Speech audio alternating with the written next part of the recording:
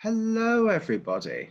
Hey, welcome one and all to the latest episode of Everything is Gay, including the straight stuff.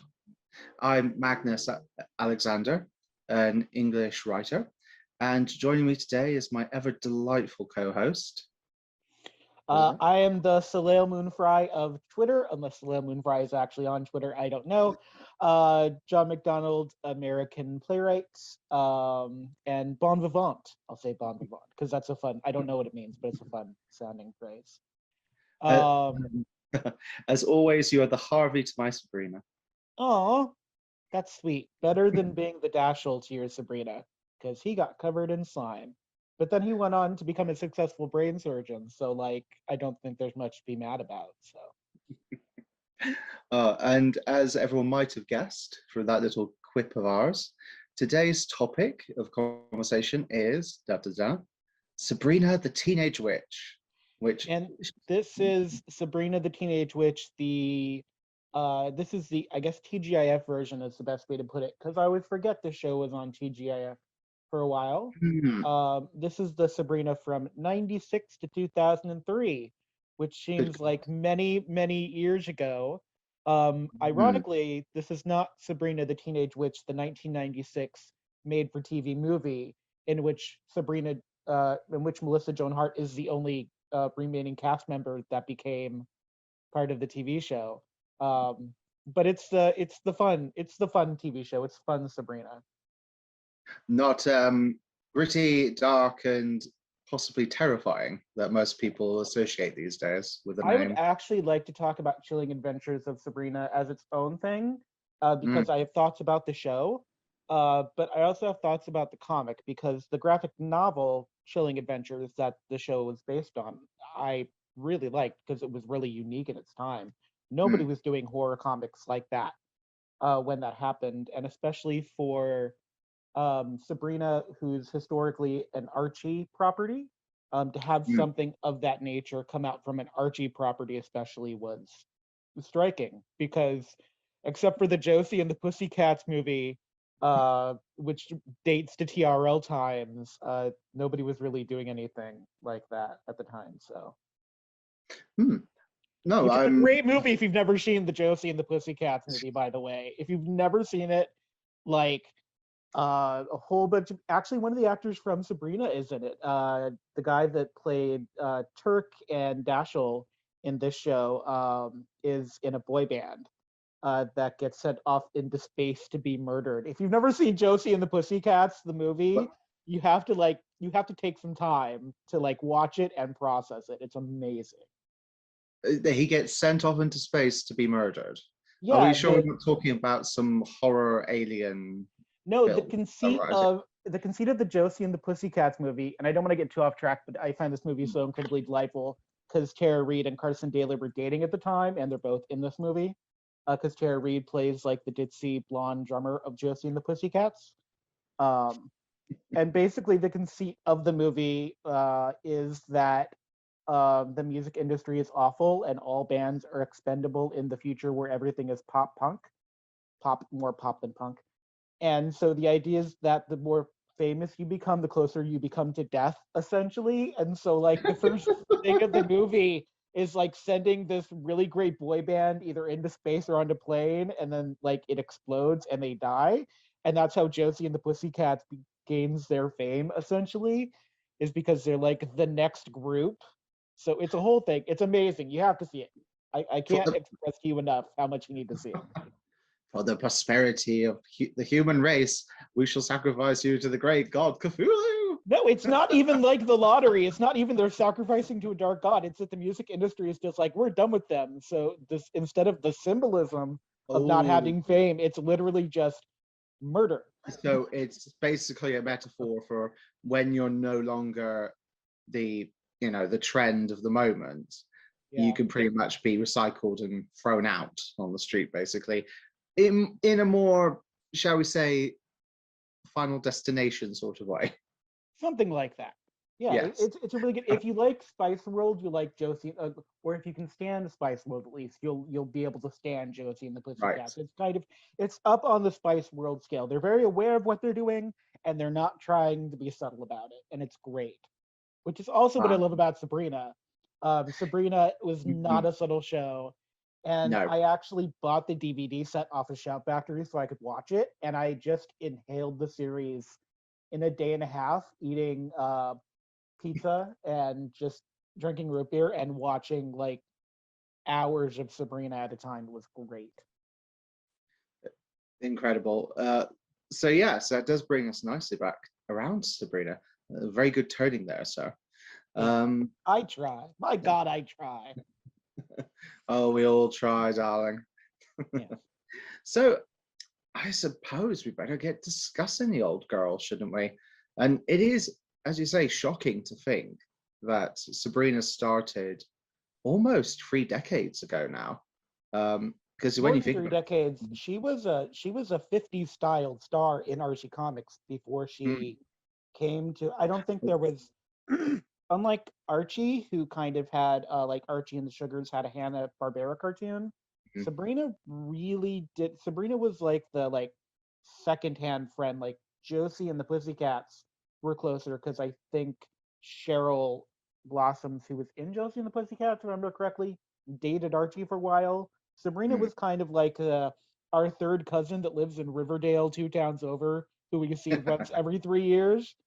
And I think what's interesting is I don't actually know the motivation, but I think it's about bringing a female identified character forward. Like Sabrina was a concerted effort to bring someone in the Archie brand forward who wasn't so connected to Archie. And I could be mm, completely putting my foot in my mouth. But the way that I feel when I think about Sabrina '96 is because her mom was a producer on the show for the first few seasons. You know, she had come off of Clarissa, so she was a well-known brand product for my age group, especially. And essentially, Clarissa is Sabrina, except Clarissa was like a video game programmer who learned about her world through creating rudimentary Mario-style platform video games. mm. um, Although really, Harvey is a lot better of a companion than Sam ever was. But I have many feelings about Clarissa Explains It All, which I think we should talk about at some point. But as a brand, Melissa Joan Hart's brand works really well with Sabrina because they're both working toward that same purpose of like female identified wholeness in my mind, and I think that's why it works so well. It was a product that really met in a lot of really great places, I feel like. Mm.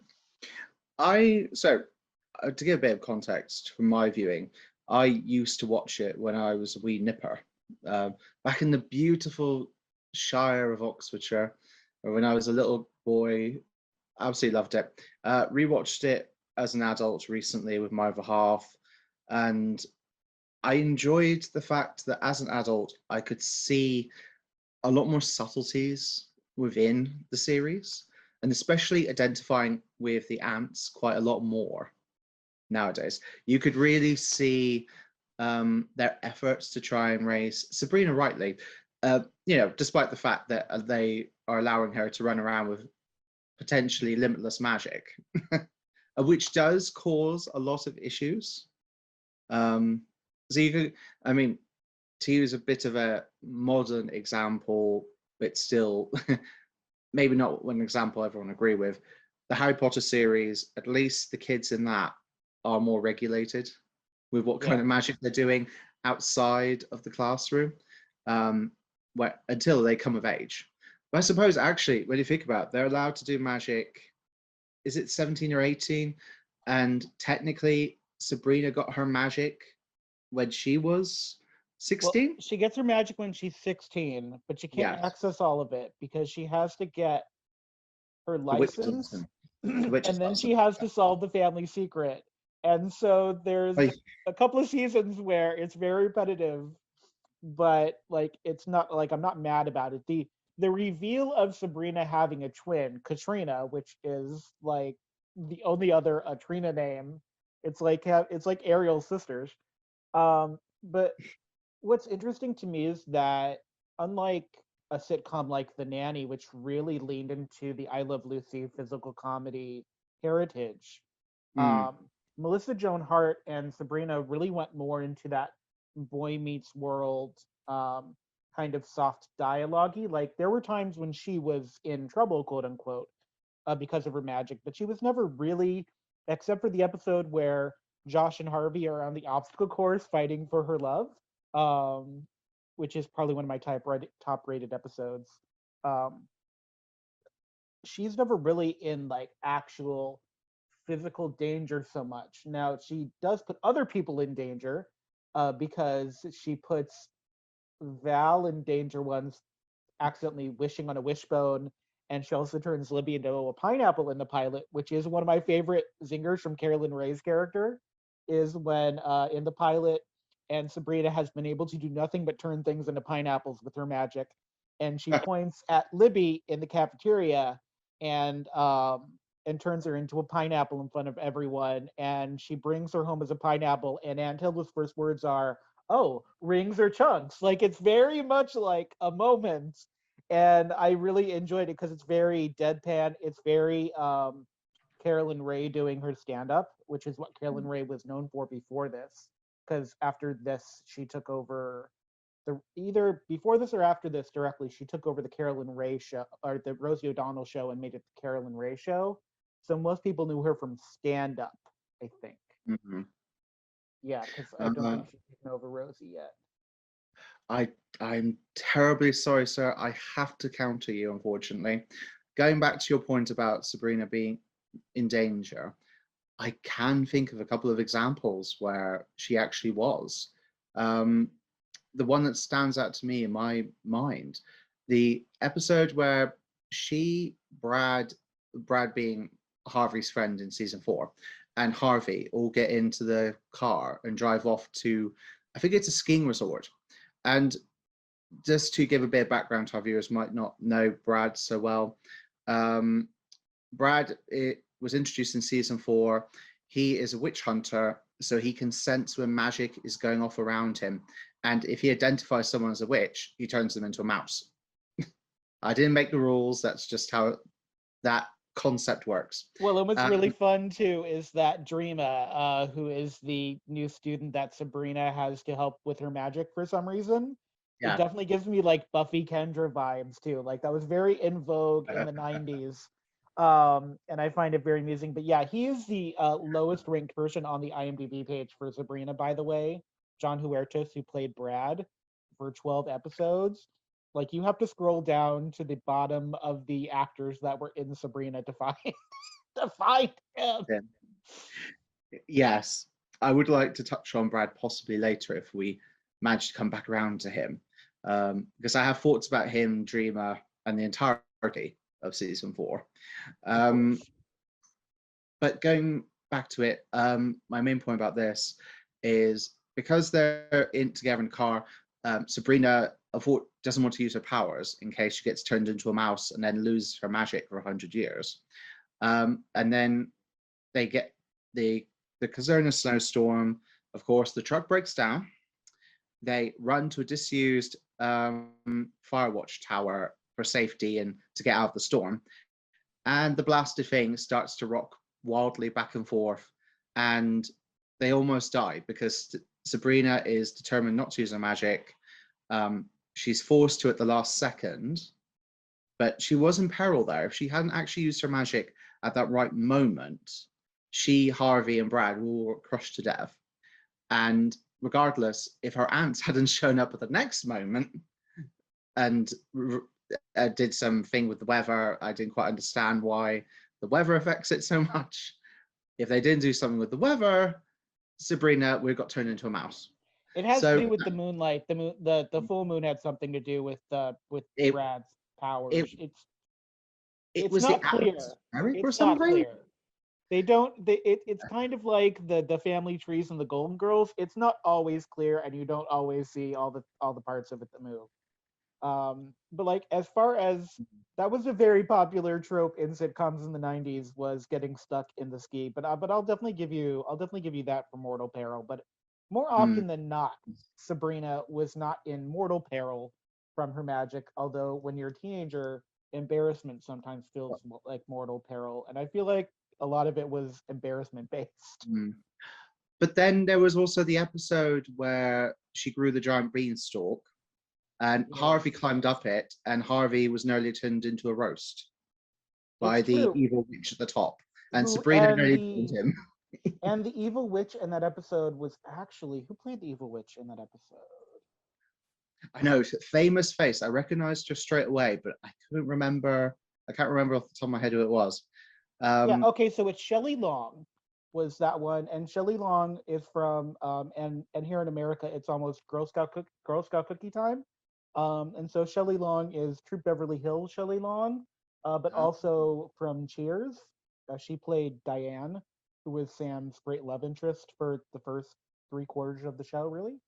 Um, yeah, Shelley Long. Shelley Long had a great moment. Shelley Long does not look great in this Zoe Deschanel black bob wig they've got her in. But she was great in the one episode she was in. So Oh yes, absolutely amazing. That's it, and that's the thing. Some of the guest performances on Sabrina stay with you for a while. I remembered that RuPaul guest starred in an episode. I couldn't remember what capacity till I rewatched it, but I was laughing. He's in this episode head of the Witches' Council, and he's helping the ants to teach Sabrina a lesson about her magic. And he's as himself, and he's also as RuPaul. And it's great. This is RuPaul before he became a household name. I think he was known back then, but this is before he Drag Race took off. He was known for a couple things in the 90s, especially. They were. I don't really know if when in drag RuPaul goes by she, so I'll say they, because that's nice and gender neutral. But RuPaul was known for doing sitcoms in drag, kind of teaching people about drag. Like there was the one with LL Cool J that Matt Baum talked about. But at this point, RuPaul was also famous enough for music that they were being considered for the RuPaul talk show, which is also where we see RuPaul and Michelle for the first time. And so RuPaul was like a known guest star, like not someone that really had their own franchise yet, but they were kind of a known quantity by especially people that watched TV religiously, which is something that I did really. And of the guest stars, it was both really wonderful and it was also something that was just kind of like a foregone conclusion. You were probably going to see RuPaul on Sabrina at some point because it just made sense. And also it's interesting too because they never touch on what happens because in the pilot we meet the Witches Council. They never really talk about what happened to I think it's Penn from Penn and Teller is the original high person of the Witches Council. It's something interesting throughout the series. You see the Witches Council go from really aloof and standoffish and very judgmental Roby to being very like involved in Sabrina's life more than probably any other witch. Like they go from being very far away to being a lot closer than you probably want the people in charge of magic to be. Oh yeah, definitely. I remember a couple of episodes at one point when they were saying they pretty much had nothing to do. This is the reveal at the end of the episode. They would say, "Oh, we've got pretty much nothing to do." To be honest, we were taking bets how long it would take you to solve this problem, and it was just great. As you say, the show in a way almost started to make them caricatures of themselves, and but they were still fun to watch. Yeah. Bear in mind too, they had a lot of character actors on the show. And so like you've got Mary Gross as Mrs. Quick, you've got Martin Mull from Clue as Colonel Mustard, who played Vice Principal and then Principal Willard Crafts. Even Carolyn Ray and Beth Broderick as the aunts, like they're character actors at this point, really. Like Sabrina works because Sabrina is just not as much of a character act. Like Sabrina's almost plays the straight man in her own show to offset the zaniness because she's almost always trying to hide it, like trying to have that layer of normalcy. And this is the reason that the movie that followed this, Sabrina Down Under, doesn't work as much, is because she doesn't really have comedy talent and like more bigger personalities to play off of. Sabrina Down Under is very much like a made-for-TV movie that really shows the flaws of when chaos is not going around Sabrina. She's not really as interesting as she is other times. I don't know if you've seen the Sabrina Down Under yet. No, I haven't. Unfortunately, we haven't got round to watching the movies yet. I think we were partially trying to figure out exactly within the chronologically they fitted with the TV series. I think the one of them, the first one, fits in between seasons 3 and 4, or is it 2 and 3? Which movie are you thinking about? I think the first one is Paris. Oh, well, Paris was something she just did in the show because her dad lived there.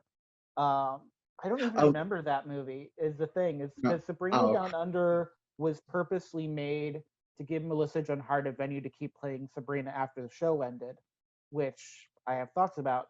But as far as like, because Sabrina was such a big presence as a show, if they made other like 2-hour-long movies or something like that, even I don't remember that, which is really saying something.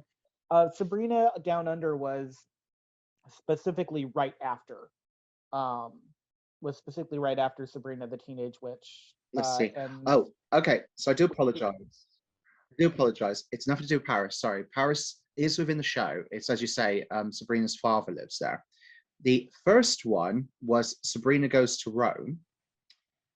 And then Sabrina Goes Down Under was the second film. Yeah. And then I think that was it, actually. So you've got Sabrina Goes to Rome, and then Sabrina Goes Down Under. It's probably Sabrina Goes to Rome was overshadowed by Hilary Duff going to Rome as Lizzie McGuire, because that was like a big deal.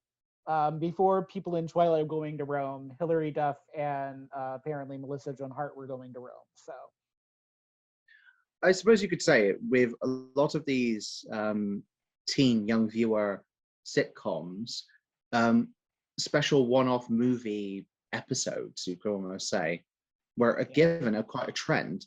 I mean, as you just mentioned, Hilary Duff had hers, Sabrina had hers. Going forward, which is Family Matters went to Paris in the final season, actually. So another sitcom actually went to Paris in their final season. Not to as great effect, but I wonder whether it's sort of the American like enthusiasm for Europe that might have played a small part in that, because Europe has a lot of these very popular destinations that people hear about. You know, you've got as you say, Rome, Paris, London. How many London specials has there been? I've lost count of all the red buses. And I mean, Friends did it best, really. I feel like Friends did the best London excursion in my mind.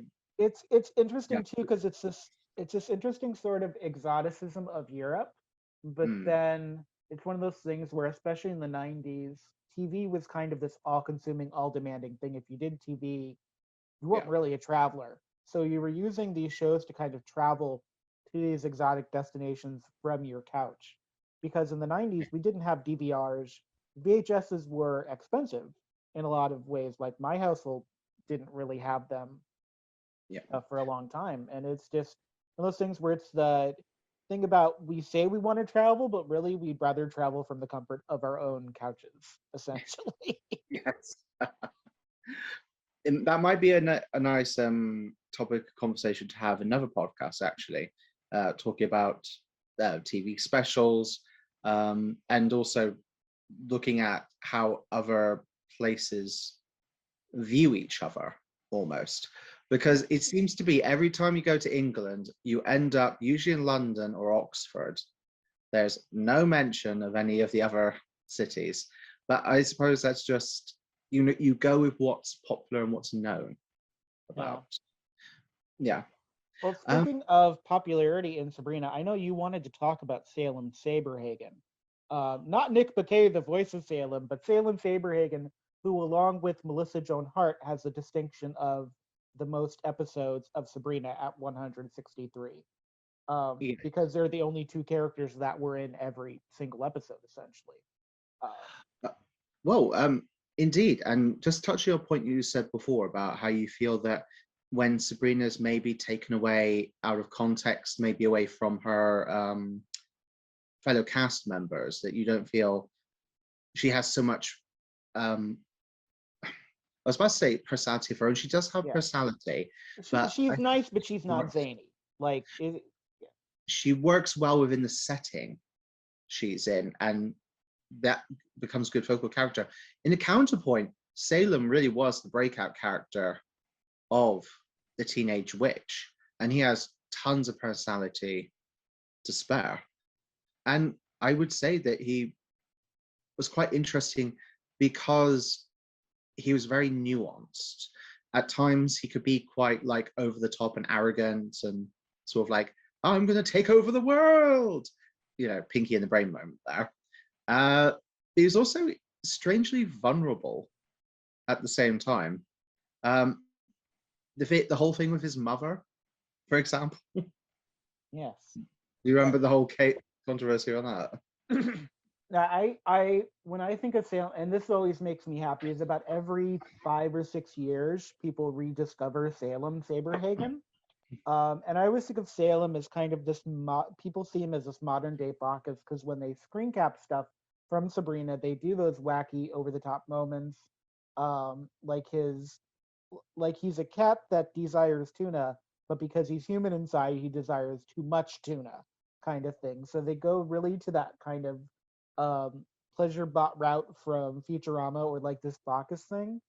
But Salem really is very nuanced. Like he's got a lot of dynamic personality, but Salem was also very he was so unaware of himself too. Like the humanity inside of him was just so there. Like he had so many emotions that he was portraying all at once, and I appreciate it. I did not appreciate the puppet they had in the first season before they had the budget to make a proper puppet, because that first season Salem is not fun to look at. But by the time they've been renewed, they have enough money to make a proper puppet, and I think Salem really takes off then.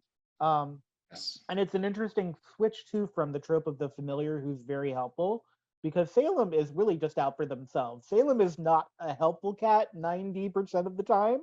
No. When he shows his sweet side, or when he's like, Sabrina, you should probably study, it's really great. But then you get one of the season finales is actually Salem getting them all locked up, trying to regain his humanity so he can try to take over the world again, if I remember correctly. And so it's very much like Salem encapsulates the wildness of humanity, kind of all the ups and downs of it, but he does it from the comfort of his own home, essentially. It's very rare to see Salem outside of that very beautiful house with the stained glass windows and the turret style bedroom that Sabrina lives in, that I'm very jealous of.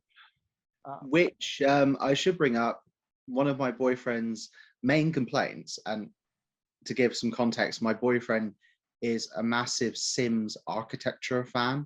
So he loves playing the Sims, he loves houses and stuff.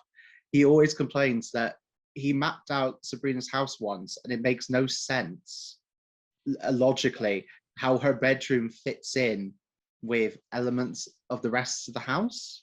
Yes, and that is very common in a sitcom in the 90s. Actually, what's interesting about Sabrina's bedroom is that Clarissa had the same problem, is that they stylized the bedroom to the character, but it didn't make sense in the house.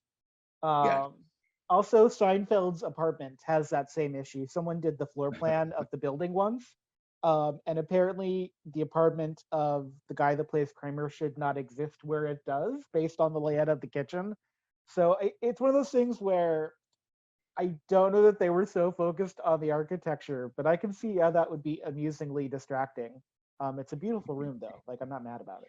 Oh, definitely. And I'm really glad that they kept using it so much. It's a great set.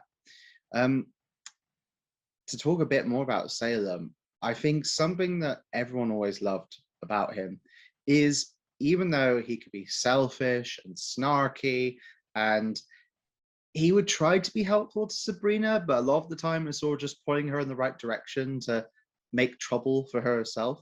I think a lot of his charm comes from the fact he really was quite a fabulous character. Yeah. He was witty, sarcastic. The costumes that he would love wearing. The other great thing about Salem was he was not afraid to cosplay and get into drag when the occasion demanded it.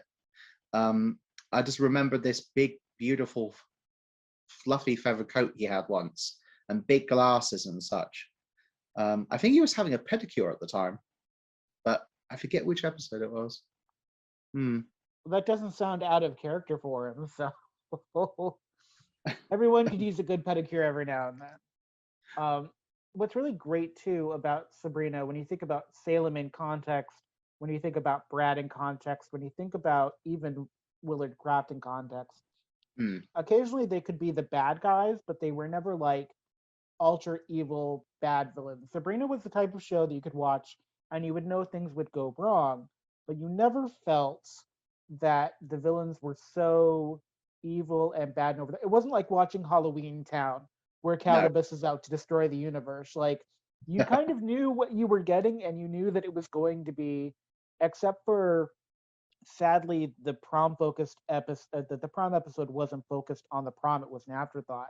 But except for that, you saw a lot of the markers of things. It was more important that Sabrina have the markers of teenagedom more than she had, you know, a real bad villain to fight. Really, the villain of the series, if you think about it enough, is Sabrina herself, because she gets everybody else into hazards. All of her boyfriends go through like hazards. Even her boyfriend in the final season, Aaron, gets turned into a goldfish. Like, you can't, like she's not trying to be the villain, but really the biggest villain of Sabrina the Teenage Witch is Sabrina, which is really hard for me to say because I love Sabrina. Yeah. But it amuses me to think this too, is that it's her struggle with herself, and as she's maturing into herself as an adult at the end of the day. Which is that really great, I don't know if you've seen the finale yet. I don't want to.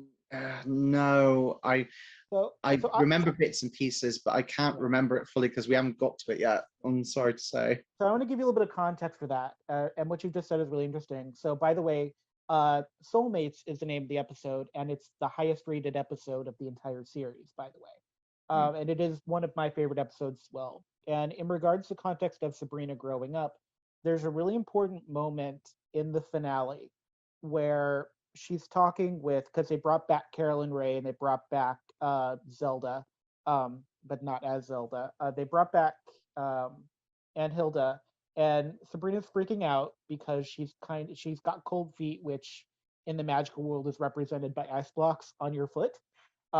Which I'd love to talk about the visual puns because I have one for the Can of Worms soap opera episode. But her aunt and her mom say something very profound about the presence of magic in her life and how she's choosing to let the chaos consume her of the magic, and how she can choose not to interact with it that way. And she can just choose not to say no to magic as in getting rid of it forever, but kind of choose the parts of it in her life. And that leads really to the whole third act ending, which gives us that very sweet resolution that everybody needed for the show. And so it's an interesting thing of, we start off with the chaos of the pilot and Sabrina turning Libby into a pineapple, and the end of it, the magic is affecting Sabrina herself, and the women in her life especially surround her as kind of this pseudo coven and go, you don't have to live this way. You can choose other ways, something else. There's a balance that you can find. You have to choose it. And so it's a really interesting thing where through the timeline of the show, she finally gets a moment where she can make a choice for herself. So, yeah. And I really liked the word you just used there, the sisterhood around her. And I think that was one of the points of the show I really enjoyed, was the fact that Sabrina always had loving people to turn to. They weren't always like completely there. They're usually a bit zany or wrapped up in their own chaos, or this, that, And the like a other. normal teenager, she didn't always listen, and she could have avoided everything that or happened in the half an hour if she had just listened. or she didn't appreciate sometimes them or what they were trying to do. But as you say, that's a normal teenage response. And that, I mean, that's going on that a little bit for a second. That's sort of what made the show still very relatable to watch. You mentioned before about it was part of the Feel Good Friday lineup. Sabrina was always such easy viewing. You could sit down, you could get immersed in half an hour or watch a whole load of them, and that was great. It was very easy viewing, and there wasn't this dark threat hanging over it. Not like, Well, Libby. I mean, episode, Libby was kind of a dark well, threat, but Libby also ends up this going is off to boarding school because she just is driven so crazy by Sabrina. Like her parents have to get rid of yeah. her. It's great. Libby's a monster we should touch on shortly. But the thing with it is, like, Sabrina always had loving, caring people around her. And one of my favorite episodes, I think it, by sounds of it, what we talked in the past, it's one of yours as well. It's the episode where Sabrina's allowed to tell someone about her magic for a day. So I think she ends up telling Valerie. I do not like Valerie, by the way. And I can I'm give gonna you have to put explicit on this one Yes. on the podcast here because of the curse words, but I don't mind that. So I do apologize, dear no, viewers. in America, we're very weird and prudish about sex and about cuss words, and I don't understand the fetishization of violence. That's neither here nor there. I feel it's perfectly fine with me. So, by the way, the holiday where Sabrina can tell someone about her magic was Yes. Friday the 13th. So this is also taking the trope of Friday the 13th, where it's considered super bad luck and where you could get murdered by somebody from the Friday the 13th movies, and turning it into like a celebratory carnival type day. And so in that way, it takes something and it puts it on its head. It almost returns it, because originally Friday the 13th was like a pagan holiday, and then the Christians turned it into like a day of bad luck. And so it's kind of returning it to its roots, which is great. So Friday the 13th was the day. This was an episode, by the way, from 1997. So we are a little bit more than a year into the series at this point. So we've established Valerie as a character too, because her first friend Jenny has gone to live in Alaska. It's never really No, very clear because we get a phone call from Jenny, and then we never see Jenny again.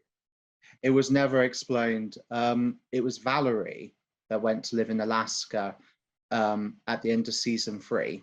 Like with Libby going off to boarding school, Valerie moved with her family to Alaska. Jenny just disappeared. She was there one day, gone the next, basically. That's because she didn't go to Emerson College. They needed room for Soleil Moon Frye and Elisa Donovan. But to go back to the Friday the 13th analogy, so Valerie, despite the fact Sabrina said, I can only tell you, Valerie goes and tells Harvey. And Sabrina has a moment of sheer panic. Like, she could suddenly hear the blood in her head. The world is zoning in around her. But Harvey comes over and is really accepting. And then, so Sabrina then takes them to the magic carnival in the other world, and they have lots of fun for one beautiful golden afternoon before Valerie and Harvey completely forget about Sabrina's secret.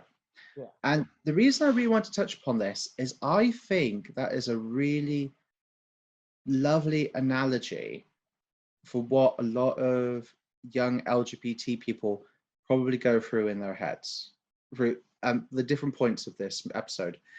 The fantasy of feeling able to be free to tell a good friend of yours a secret and for them to accept it. But then you also have that fear that Sabrina has that they won't accept it and they'll start hounding her about it. Well, and there's also a historical component to that, because previously Yes. in the episode, To Whom She Had Told and Chosen, both of her aunts had warned her about people they had chosen that had gotten them put in mortal peril. So there's a Mm, great vignette across the board of like people in pilgrims outfit with pitchforks and torches running yeah. up, and no matter what time period it is, it's always the medieval time period, which is great. Um, and so it's really interesting. There's a historical thing. It's also a really great foreshadowing of how Harvey takes it when she can no longer tell him that he can't. When she can no longer convince him she's not magic anymore, and he figures that out on his own. Um, and I could talk about Sabrina and Harvey for ages, so I won't interrupt. But Friday the 13th, I think, is a great episode because you also see Nate Richert in drag for a hot moment because they end up in that whirlpool. And so Nate Richert at this point he was a werewolf. He got turned to a werewolf in season 1. Um, he gets made pregnant, I think, in season 3 when she's Yes. working with Dashiell. So in season 2, he switches clothes with Valerie at the carnival because they both end up in a whirlpool. And so it's also about kind of the unique, interesting softness of Harvey. Instead of like this macho or kind of skeezy Stefan Urkel character. So instead of like the writer Strong from Boy Meets World or Stefan Urkel, um, you have Harvey is this really great counterpoint where there's a masculinity to it, but he's also just a gawky teenager trying to find himself. Um, and Mhm. in spite of Sabrina either trying to fix him or putting their relationship in peril because she can't get the stupid football poster done for him, which is the weirdest high school ritual I've ever heard of. Um, like he's always there for her. There's something not feminine about him, but his masculinity is softer than a lot of Mhm. masculinity you saw on TV in the 90s. It was just kind of accepted about this. This is why I like this particular Harvey. Like there have been other Harveys, but Mm. Harvey in Chilling Adventures for me doesn't hold a candle to Nate Richert as Harvey Kinkel. And I think as a counterpoint to Sabrina being so chaotic and kind of flighty every now and then and just so dynamic, there's a patience and there's a tenderness in Harvey that I think is really important. And and to be slightly superficial now, to the depth that you just said, which I wholly agree with, you can see why that really patient and loving Harvey became quite the teen heartthrob Oh, he was back so cute. in the day. I'll be completely honest. Like it took the second viewing for me to realize he was so loving and patient. The first viewing when I was a teenager was just like, sure. And I wasn't out to myself at this point. It wasn't until I saw David Boreanaz as Angel that I felt any stirrings. But like I dug Harvey. Like I would have probably had a crush on him had we gone to the same school, I'm sure. you you could see why all the women were fighting after him.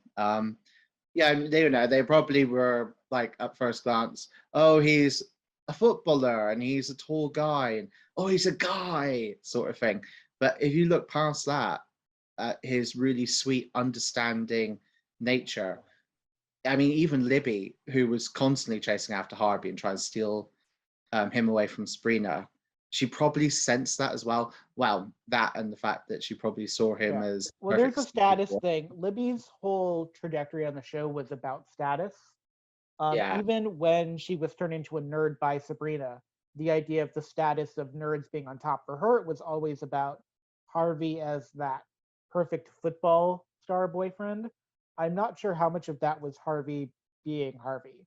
We never really get to know.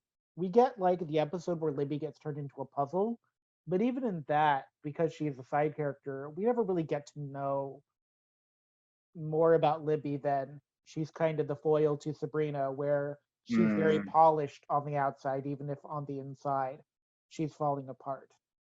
Whereas yes. Sabrina would try to be polished, and then the magic would probably turn her into a shoe polish or something like that, because the visual puns were on point, and there's nothing the other realm likes more than a pun. Indeed, indeed. And yes, so Libby, to discuss that her very quickly, yeah, she was such a great foil to Sabrina. I really think that she should have been on the show longer because they basically replaced her with Brad in season 4 but there was no competition there. Brad did not have Libby's fieriness, her ability to scheme, because Libby did have some ability to scheme, and that I think that's what often infuriated Sabrina. Like, no matter Sabrina's academic gifts and everything, Libby always came out on top. Sabrina did use her magic occasionally to spite Libby. It felt slightly cheap when she did that, because that was her way of getting back at her. But to touch on something that you said, and I'm going to quickly address her part within that Friday the 13th episode, because I think she has a very important part in that, which we haven't talked about yet. You said about her when she got turned into a nerd in that one episode. I think that's really interesting to see. The fact is, despite the fact an element of her identity changed, it was very clear that she was still very much Libby, and she took her identity and switched it on its head. So, you were saying about the stereotype that geeks are soft, nerds are uncool and everything. Even though Libby was now a nerd, she was still the same rotten type of person inside, the same dominating type of person. Well, there's something really interesting about Libby that we can do another parallel to Buffy. So Buffy had the same problem Sabrina had. In the transition from high school to college, both Sabrina and Buffy have to learn how to fit in, and their main antagonists have gone away, so the world becomes their antagonist. In the case of Buffy, it's the bald dude who turned into not the mayor, but the principal of the school at the time. Oh yeah. Whose name I can never remember and who's not really that important. But Sabrina loses Libby and doesn't really make friends with Roxy and Morgan, who Soleil Moonfry and Elisa Donovan play.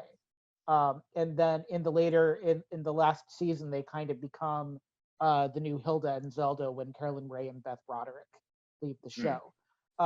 And so in a way, Boy Meets World went through this, and Buffy went through this, and then Sabrina goes through it, where when they change locations, which this is partially why Glee failed, is because they weren't willing to do this transition. It's like it's kind of like in the coming of age story when you it's like in the coming of age story when you have to create a new villain and you have to show them growing up. You have to get rid of their high school nemesis. But the thing is, we never see Libby again, and they have never done like a Sabrina the Teenage Witch high school reunion episode. So I highly doubt. So after Sabrina, after Jenna leaves the show in 1999, Jenna Lee Green, who played Libby Chesler, when she leaves the show in 99, the next thing she does, where she is a lead, is a project called Cover Me, which is a TV miniseries that IMDb has no information on other than she was in it with like 10 other people. So I do kind of wonder. I don't know if Jenna's ever addressed it. I couldn't afford the meet and greet in when they came to my local Comic-Con. I really wanted to see the cast of Sabrina, but I could not afford to meet them. And it's one of those things where I always kind of want to ask Jenna about Libby and if she wanted to stay on the show, and I always kind of want to ask Melissa how she can do the God's Not Dead movies and still like celebrate her role as Sabrina. Like I always have that question. I always want to tell Nate Richert that I had a crush on him, but considering that I cried when I met Austin St. John, I probably shouldn't meet Nate Richert because I think it would be weird for him, just like it was probably weird for Austin St. John. But I bet Nate gets that a lot. I can't imagine, because really, besides Corey from Boy Meets World, you didn't have a lot of kind of softer, tender male leads in a lot of shows. So I think Harvey probably for a lot of young queer guys was like a point of contact to something for them. Definitely. What you were just saying about you couldn't think of a lot of like sweeter guys on other shows, it is probably because the fact is that dare I say, Sabrina was written and directed at probably a young female audience, not so much girls and boys. It was directed more for girls. I think elements of it started to change slightly as the popularity of it exploded, but how the characters were written would have been aimed at that demographic. But certainly, I think that it's really such a nice family-friendly show that anyone can really get into watching it. So to go back to what I was meaning before about Libby, the last part of the Friday the 13th episode, Libby's overheard Valerie telling Harvey about the magic and everything. You really hate Valerie so much. Like, you hate Valerie. I haven't even talked about Valerie yet. I'm saving that for... right, am I going to touch on Valerie now? Should I just get it out of my system? I think we're going to have a part 2 episode because we're already approaching an hour almost. So we may have to do a part 2 on Sabrina. And there's a lot to talk about in Sabrina because we haven't even talked about the popularity of pop music. I wanted to touch on the idea of Sabrina as an unfocused pop star princess, essentially, in the same way, because she had a lot of connections with Britney at the time, and Britney was the highest rising star in the planet, which was right and proper. But there's a lot about Sabrina that we haven't touched on. I think we could probably do 2 episodes on Sabrina because Paul Feig, we haven't touched on Paul Feig. We haven't really touched on the college years. And I did want to find out which of the 4 theme songs was your favorite.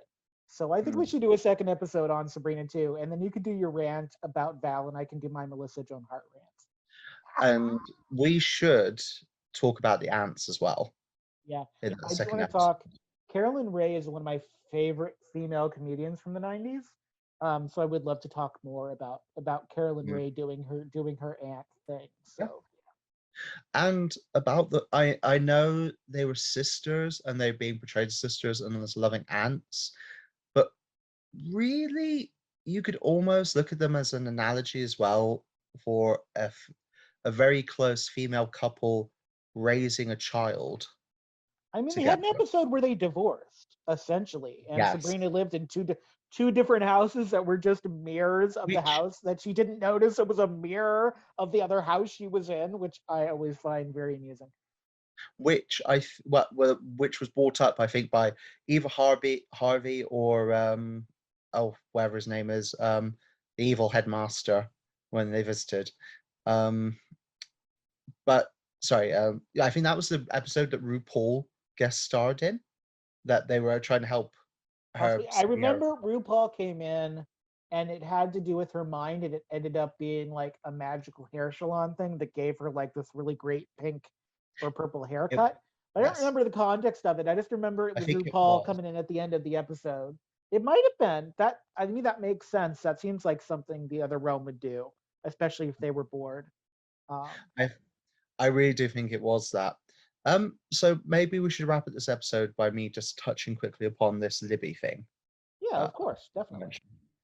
So Libby's found out about the magic, and she, because of her self-centered nature, she sees it as her opportunity to get something from it.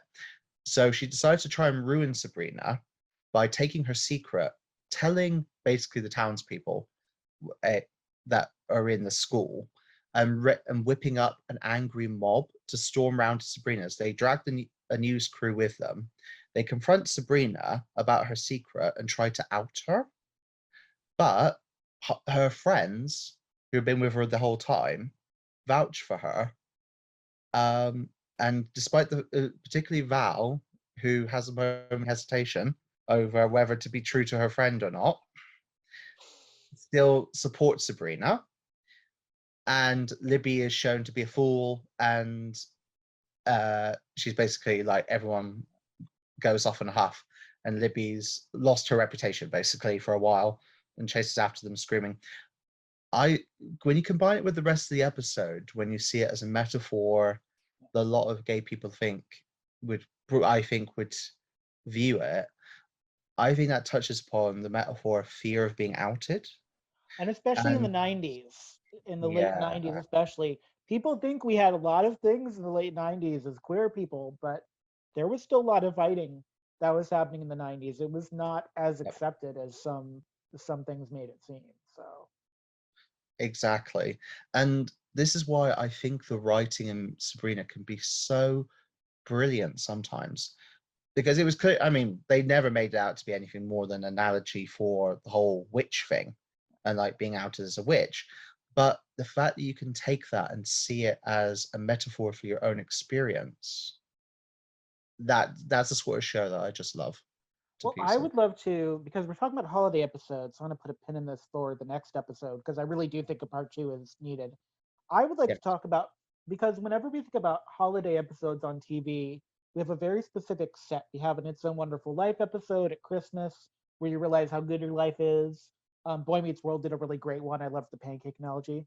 But on Sabrina, they did birthdays, they did Halloween, they did Christmas.